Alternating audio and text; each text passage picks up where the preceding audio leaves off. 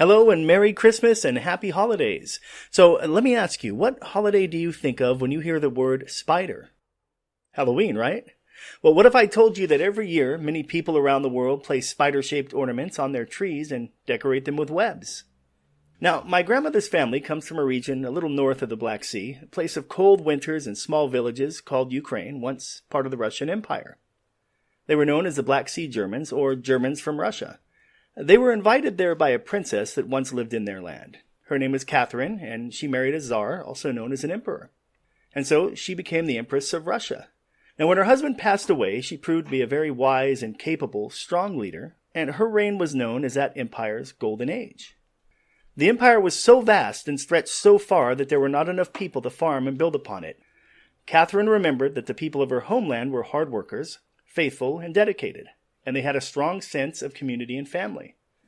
So she sent word back to people she knew in Germany and issued a proclamation throughout that land that anyone who was able to come to Russia would be given land and the chance to make a new home for themselves and their families. Now, sometime later in that new land near the Black Sea, in a little cottage lived a family.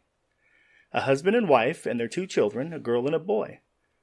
The husband passed away suddenly, leaving his wife and children behind with no one to bring in the upcoming harvest. Without the harvest, they had nothing to sell and no way to buy food.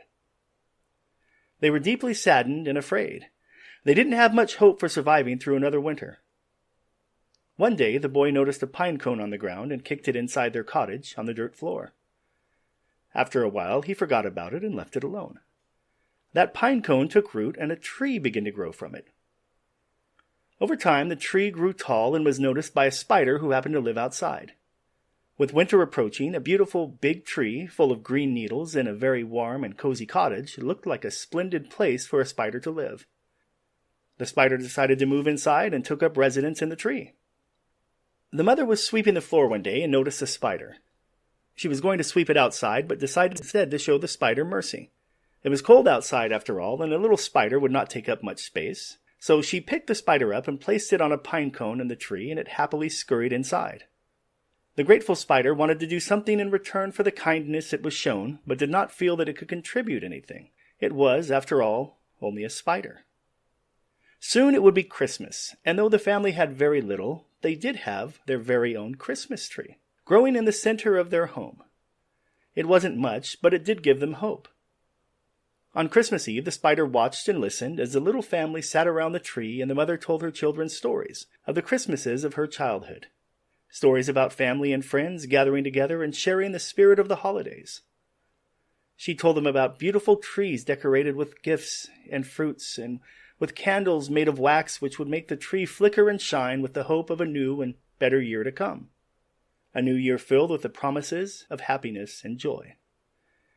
Though the children loved the stories she shared, it was soon time to go to sleep, and a deep sadness came over them. It was Christmas Eve, and they had nothing to decorate their tree with. Their mother reminded them that Christmas was a time of miracles and snuggled up with them, and soon they were all fast asleep. The spider was so inspired by the stories and so grateful for the hospitality that the family had shown it, that it got an idea. If they had nothing to decorate the tree with, the spider would make decorations of its own. It was, after all, a master weaver, able to make strong webs and beautiful patterns. The spider worked through the night, spinning its webs crisscrossing up and down, back and forth. Once it was finished, the spider climbed down from the tree to observe its handiwork. Just moments before, it was so excited about being able to help, but now it felt disappointed.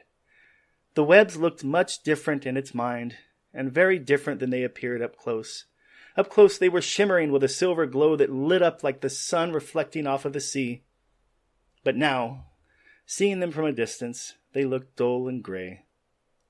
There was no sparkle or shine to them, and they started to droop down and wilt. Surely the family was going to be disappointed, maybe even angry at the spider for trying to help but only making things worse. The spider was so wrapped up in the web of its own sad thoughts that it didn't notice the sun rising. The family woke up and walked over to the tree. They saw that it was covered with webs and noticed the spider looking sad and tired on the dirt floor. The mother smiled as the children walked over and introduced themselves to the spider and thanked it for trying to lift their spirits. As they all sat down around the tree, they began singing carols. The spider looked up at the tree and for a moment thought that it saw a flash of gold breaking through the drab gray. And then it happened.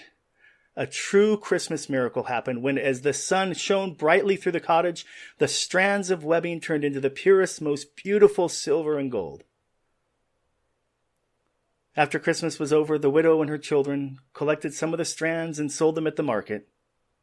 And from that day on, they never had to worry about not having enough.